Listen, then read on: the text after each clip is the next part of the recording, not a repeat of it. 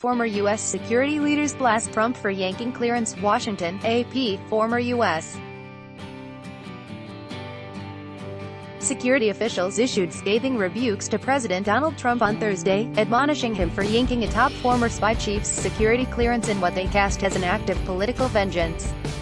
Trump said he'd had to do something about the rigged federal probe of Russian election interference. Trump's admission that he acted out of frustration about the Russia probe underscored his willingness to use his executive power to fight back against an investigation he sees as a threat to his presidency. Legal experts said the dispute may add to the evidence being reviewed by special counsel Robert Mueller. Ad choice advertising and red invented by T's advertisement. In an opinion piece in the New York Times, former CIA Director John Brennan said Trump's decision, announced Wednesday, to deny him access to classified information was a desperate attempt to end Mueller's investigation. Brennan, who served under President Barack Obama and has become a vocal Trump critic, called Trump's claims that he did not collude with Russia hogwash. The only question remaining is whether the collusion amounts to a constituted criminally liable conspiracy, Brennan wrote. Later Thursday, the retired Navy admiral who oversaw the raid that killed Osama bin Laden called Trump's moves McCarthy-era tactics, writing in the Washington Post. William H.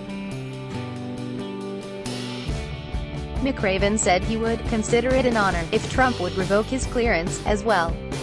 Through your actions, you have embarrassed us in the eyes of our children, humiliated us on the world stage and, worst of all, divided us as a nation, McRaven wrote. That was followed late Thursday by a joint letter from 12 former senior intelligence officials calling Trump's action ill-considered and unprecedented. They said it has nothing to do with who should and should not hold security clearances, and everything to do with an attempt to stifle free speech. Advertisement. The signees included 6 former CIA directors, 5 former deputy directors and former Director of National Intelligence James Clapper. 2 of the signees, Clapper and former CIA Director Michael Hayden, have appeared on a White House list of people who may also have their security clearances revoked. Trump on Wednesday openly tied his decision to strip Brennan of his clearance, and threatened nearly a dozen other former and current officials, to the ongoing investigation into Russian election meddling and possible collusion with his campaign. In an interview with the Wall Street Journal, Trump again called the probe a rigged witch hunt, and said, "These people led it, so I think it's something that had to be done," he said.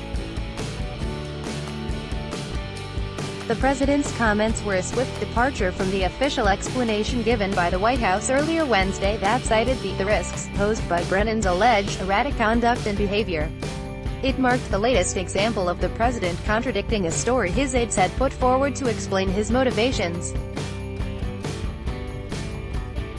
Attorneys said the revocation appeared to be within the president's authority, but they noted the power play also could be used to reinforce a case alleging obstruction of justice, following the president's firing of former FBI Director James Comey and his repeated tweets calling for the investigation to end. Patrick Cotter, a former assistant U.S. attorney in the Eastern District of New York and a longtime white-collar defense attorney, said that while a prosecutor could argue that Trump's targeting of clearances was intended as a warning that, if you contribute to, participate in, support the Russia probe and I find out about it, I'm going to punish you, it is likely not obstruction in itself. Advertisement. But, he said the move would be a powerful piece of evidence for prosecutors as part of a pattern to demonstrate an intent to use presidential power in connection with the probe.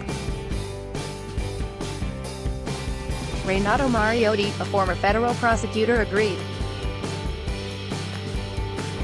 What it shows is that the president is fixated on the Russia investigation, he's angry about it, and he wants to do everything he can to discourage or slow down the investigation, he said.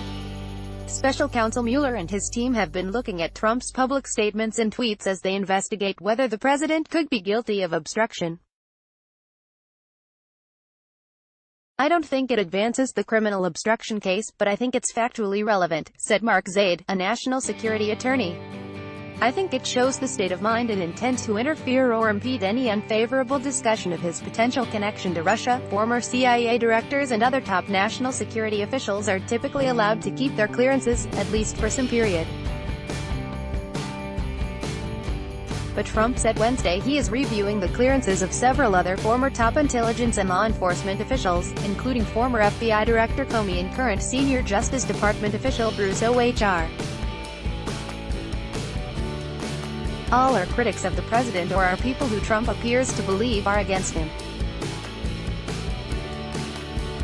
The initial White House statement about Brennan's clearance made no reference to the Russia investigation.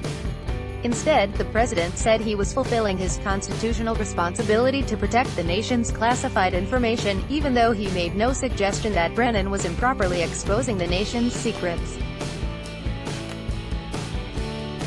Mr. Brennan's lying and recent conduct, characterized by increasingly frenzied commentary, is wholly inconsistent with access to the nation's most closely held secrets, Trump said. Just hours later, his explanation had changed. "You look at any of them and you see the things they've done," Trump told the Journal. "In some cases, they've lied before Congress. The Hillary Clinton whole investigation was a total sham. I don't trust many of those people on that list," he said. "I think that they're very duplicitous. I think they're not good people." The episode was reminiscent of Trump's shifting explanations for firing Comey and the evolving descriptions of the Trump Tower meeting between top campaign aides and a Kremlin-connected lawyer, both topics of interest to Mueller. And it underscores why the president's lawyers are fearful of allowing Trump to sit down for an interview with Mueller's team, as Trump has repeatedly said he is interested in doing. In announcing Comey's firing, the White House initially cited the former FBI director's handling of the probe into Democratic rival Clinton's emails, seizing on the FBI director's decision to divulge details of the probe to the public during her campaign against Trump. But a few days after Comey was dismissed, Trump told NBC's Lester Holt in an interview that he was really thinking of this Russia thing when he fired Comey. Trump later changed again, tweeting that he never fired James Comey because of Russia. Early this month, he admitted in a tweet that the Trump Tower meeting, which was arranged by his son, Donald Trump Jr., was a meeting to get information on an opponent. That directly contradicted a July 2017 statement from Trump Jr., written with the consultation of the White House, that claimed the meeting had been primarily about adoption. Associated Press writer Jessica Gresco contributed to this report. Follow Colvin and Lucy on Twitter at https://twitter.com/colvin and https://twitter.com/Catherine_Lucy by Taboola sponsored links promoted links. You may like the Straits Times Mather response to financiers' accusations. The Straits Times enjoy compare. This is the last VPN you are going to need, and it's on sale. Enjoy compare on the new paper. Mather responds to Joe Low's comments about 1MDB linked yacht. The new paper on the Vikings, free online game. Play this for 1 minute and see why everyone is addicted. Vikings, free online game on the Babel. This app will have you speaking a new language in 3 weeks. Babel and fashionable striking photos of wedding guest plus size dresses. Miracles I fashionable ondo.